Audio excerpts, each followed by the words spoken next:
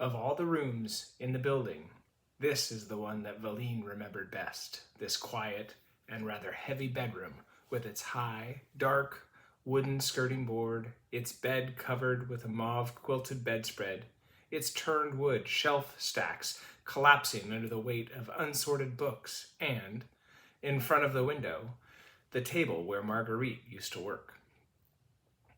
He remembered her peering through a magnifying glass at the delicate arabesques on one of those gilded cardboard Venetian boxes with their embossed scallops, or preparing her paints on a minute ivory palette. She was pretty, to a modest degree, a pale skin dotted with freckles, slightly hollowed cheeks, gray-blue eyes. She was a miniaturist. She did not often paint original subjects. She preferred to copy or to base her work on pre-existing material. For example, she drew the design of the sample puzzle Winkler had cut from Bartlebooth, from prints published in Le Journal des Voyages.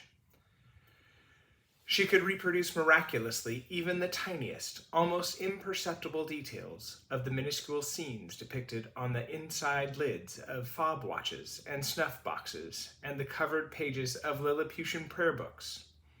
And she could also restore snuff boxes, fans, candy boxes, and medallions. Her customers were private collectors, curio dealers, ceramics manufacturers wanting to issue copies of prestigious dinner sets, Napoleon's returned from Egypt, Malmaison. Jewelers who would ask her to paint, from a photograph of often doubtful authenticity, the portrait of the loved one on the back of a pendant intended to contain a single wisp of hair, and specialist booksellers for whom she would retouch romantic vignettes or the illuminations of our books. Her meticulousness, her carefulness, and her cleverness were extraordinary.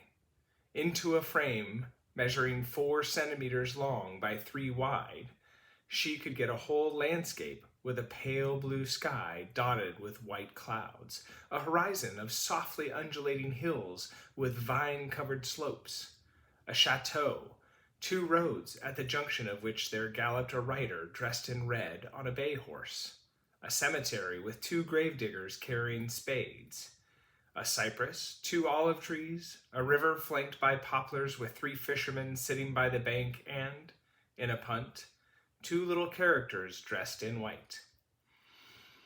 Or, on the flat part of the enameled face of a signet ring, she could restore a mysterious landscape where, beneath a dawn sky, among pale flowers at the edge of a frozen lake, a donkey sniffed the roots of a tree.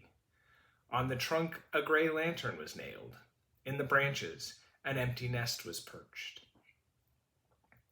Paradoxically, for such a precise and measured woman, Marguerite was irresistibly attracted to jumble. Her table was an eternal glory hole, always stacked with great amounts of useless equipment, piled high with heteroclite objects, invaded by a tide of muddle which she had to stem each time before she set to work. Letters, glasses, bottles, labels, quill stands, matchboxes, cups, tubes, scissors, notebooks, medicines, banknotes, small change, compasses, photographs, press cuttings, stamps, and loose leaves, pages pulled out of writing pads or diaries, letter scales, a brass-rimmed weaver's glass, the heavy-cut glass inkstand, quill boxes, the green and black box of 100 Republic quills number 705 by Gilbert and Blanzy Pourret, and the beige and brown box of 144 rounded quills number 394 by Bagnol and Farjon, the horn-handled paper knife, rubbers, boxes of drawing pins and paper clips, nail files, and emersed cardboard, and the everlasting flower in its Kirby-beard soliflor, and the packet of athletic cigarettes with the sprinter in the blue and white striped vest sporting a red number 39 tag, crossing the finishing line far ahead of the others, and the keys linked together on a little chain, the yellow wooden ruler, the tin marked, curiously strong Altoids peppermint oil. the blue china pot with all its crayons, the onyx paperweight, the little hemispherical bowls, somewhat similar to those used as eye baths or for cooking snails, in which she mixed her colors, and the silver-plated assay dish, whose two sections were always filled with salted pistachios on the one side and violet sweets on the other. Only a cat could move amongst these piles without setting off a landslide, and as it happened, Gaspard and Marguerite did have a cat, a big red Tom they had first called LaRue, then Gaston, then Chéri Bibi, then, in a final euphemism, Ribibi, who liked nothing better than walking amongst all these things without disturbing them in the slightest, ending up squatting quite comfortably in them, unless he settled on his mistress's neck, letting his paws hang lazily down on either side. Marguerite told Valine one day how she had met Gaspard Winkler. It was on a November morning in 1930 in Marseille, in a café in Rue Bleue, not far from the Arsenal and St. Charles barracks.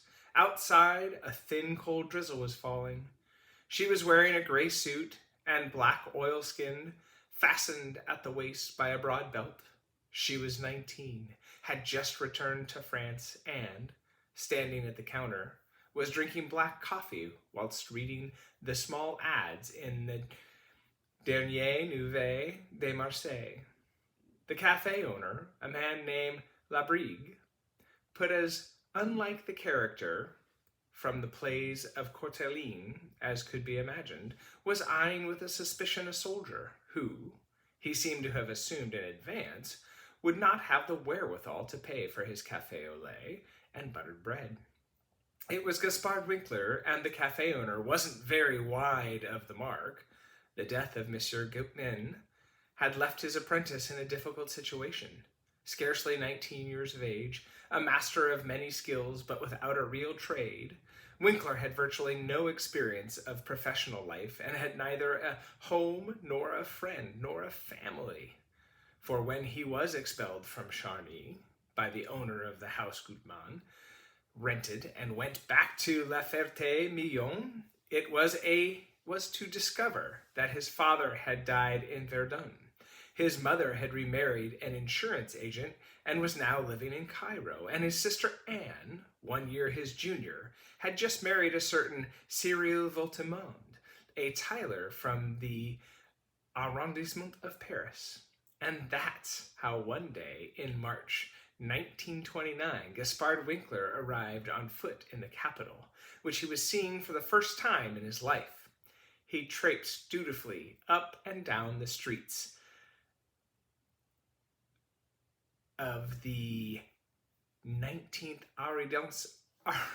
arrondissement, and whether he met a tailor, he asked politely after a Cyril Voltimand, whom he supposed to be his brother-in-law, but he didn't find him and ended up enlisting.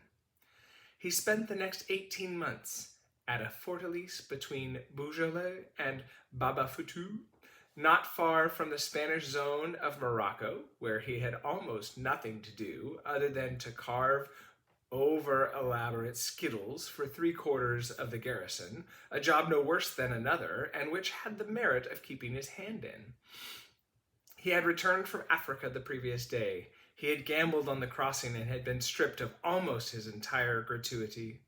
Marguerite was also jobless, but nonetheless managed to pay for his coffee and buttered bread.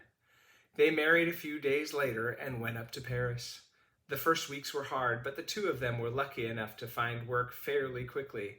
Gaspard at a toy shop, overwhelmed by the Christmas rush, and Marguerite, a little later, with a collector of antique musical instruments who asked her to decorate, from contemporary documents, a wonderful spinet that was supposed to have belonged to Champion de Chambonnier, and the lid of which had to be reconstructed.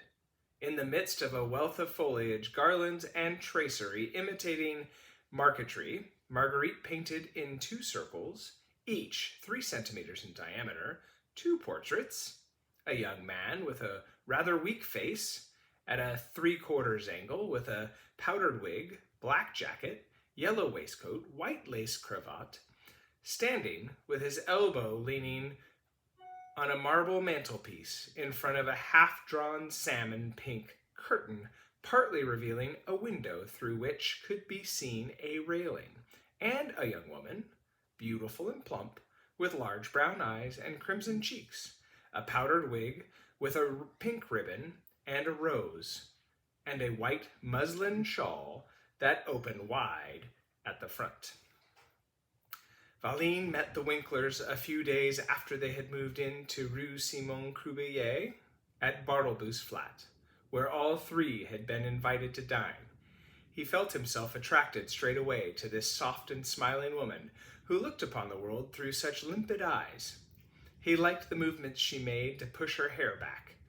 He liked the firm but graceful way she would steady herself by leaning on her left elbow before sketching in, with the tip of her hair-thin brush, a microscopic green shadow in an eye. She almost never spoke to him about her family, childhood travels. Just once she told him she had seen in a dream the house in the country where she had spent all her adolescent summers.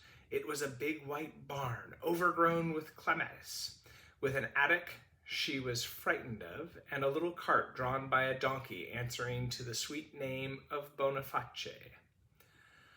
Often, when Winkler shut himself in his workroom, they would go for a walk together. They went to the park at Montchou, or followed the track of the Inner Circle Railway along Boulevard Perec, or went to see exhibitions in the center of town, in Boulevard Haussmann, Avenue de Messine, or Rue de Faubourg, Saint-Honoré. Sometimes Bartlebooth took all three to visit the La Chateau, or invited them to stay at Duvel or a few days. Once, even in the summer of 1937, when he was coasting on board his yacht, Halcyon, off the Adriatic shores, he summoned them to spend 2 months with him between Trieste and Corfu, having them discover the pink palaces of Pyrrhonu, the grand hotels of Portoroz, Diocletian's ruins at Spalato, the myriad Dalmatian islands, Ragusa, which had become Dubrovnik a few years before, and the wild contours of the Boka Kotorska and Montenegro. It was during this unforgettable journey that one evening, facing the crenellated walls of Ravino, Valine declared to the young woman that he loved her, and obtained in reply only an ineffable smile. Many times he dreamt of eloping with her or fleeing from her, but they stayed where they were, near yet far, in the warmth and in the despair of an insuperable friendship. She died in November 1943 whilst giving birth to a stillborn child. For the entire winter, Gaspard Winkler stayed seated at the table where she used to work, holding in his hands, one by one, all the objects she had touched, she had looked at, she had loved. The vitrified pebble with its white, beige, and orange grooves, the little jade unicorn saved from a valuable chess set, and the Florentine brooch he had given her as a present because it had on it, in minute mosaics, 3 Paris daisies, or marguerites. Then one day he threw away everything that was on the table and burnt the table. He took Ribibi to the vet in Rue Alfred de Vigny and had him put to sleep. He threw away the books and the turned wood shelf stack, the mauve-quilted bedspread, the low-backed, black leather-seated English armchair in which she sat, everything which had her trace, bore her mark, and he kept in the room only the bed and, opposite the bed, that melancholy picture of the 3 men dressed in black.